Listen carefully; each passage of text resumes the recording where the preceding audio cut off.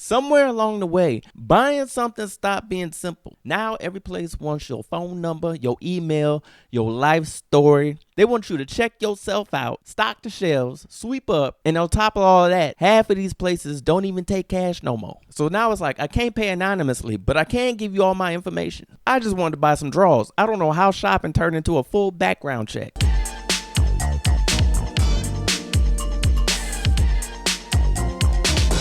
Every time I'm buying something, they always want to ask for your number and personal information. Like, are you taking me out? You coming to pick me up on Friday night? Then no, you can't have my number. Not for a coupon, not for 10% off, not for a free appetizer, not for a chance to win something I didn't want in the first place. Because somewhere along the way, every business in America decided, you know what this transaction is missing? Their entire identity. Now it's just modern day interrogation. You walk into a store to buy some socks. They hit you with phone number, email, zip code. Do you want to join rewards? Rewards? For what? I came in here for socks, not a relationship. Why do I need to introduce myself like I'm meeting your parents? Hi, I'm Charles. I enjoy long walks on the beach, and I want to purchase these Hanes. Back in the 1900s, you just bought stuff. Oh, there was a time, believe it or not, a simpler time when you could walk in, hand over your money, and leave. No sign up, no login, no create a password with uppercase, one symbol, one childhood trauma. No, none of that. Now every purchase feels like you applying for citizenship.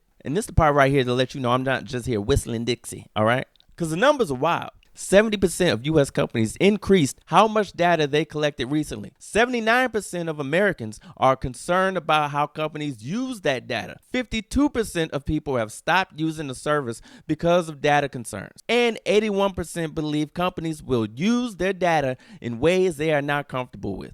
So it ain't just me being dramatic. It's me being statistically correct. At this point, you're not even a customer. You inventory. See, here's what they don't want to say. When you give them your phone number, you're not just joining a rewards program. You're entering the data economy. And that economy is worth $247 billion a year in the U.S. alone. Let me translate that. You thought you was buying a sandwich. They thought they was buying you. We value your privacy. Lies with a logo. That's what that is. They always talking about something. They respect your privacy. Right before asking for your phone number, your location, your browsing history, your cousin's birthday.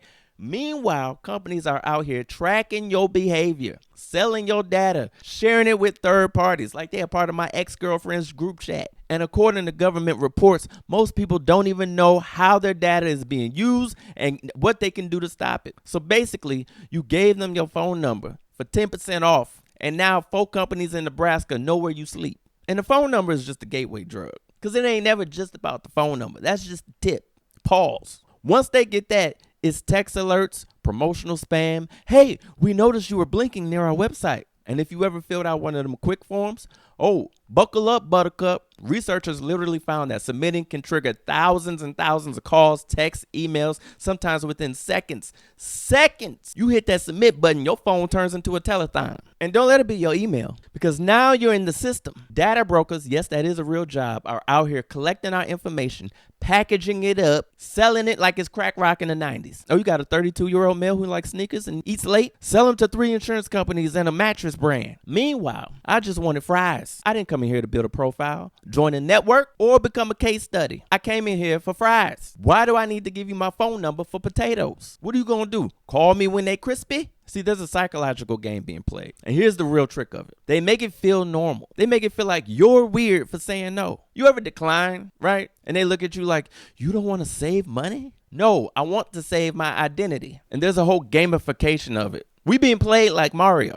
And that's the part that nobody really talks about. They turn spending money into a whole game. Everything is points. You ever notice that? Points, rewards, levels, status. You ever notice how shopping started to sound like a sweepstakes? You're only $18 away from a reward. You've reached gold status. Gold status? For what? Buying draws consistently? I didn't even know I was competing. Who am I playing against? Other people buying detergent? And the craziest part is it works, because now you're not just buying something. You're trying to win something, all right? You're buying into the system. You ever spent extra money just to unlock a reward? Be honest. You went in for one thing, walked out with 5 other things because the app told you was close. Close to what? A free item worth $3 that you spent $40 to earn. That's not a reward. That's a rebate with bad decisions. And this isn't an accidental thing. Companies literally design these systems using behavioral psychology to keep you engaged longer and spending more. Airlines, credit cards, retail apps, they all use tiers and points to shape behavior. They turn your whole wallet into a joystick. You ain't shopping, you completing side quests. Spend $25 or more, unlock 10% off. That ain't a deal, that's a mission. And now instead of asking,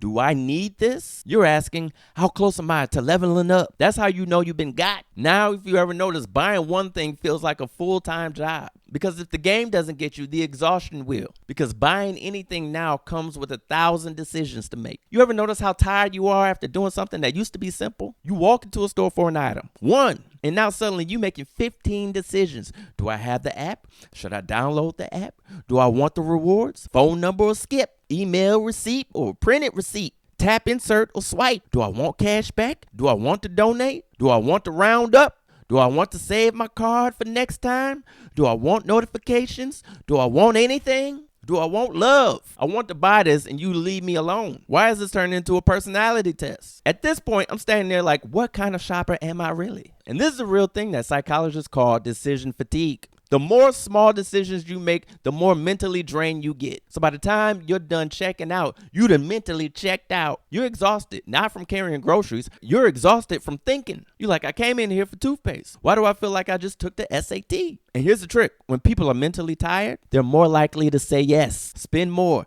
skip reading things, just tap accept to move on about your life. So all those little decisions, they're not just annoying, they're strategic. Because eventually, you stop asking questions and you just comply. Fine, save the card, take the email. Fine, round it up. Not because you wanted to, but because you tired. Listen, I'm not anti-business. I'm anti-being the product, okay? Look, I get it.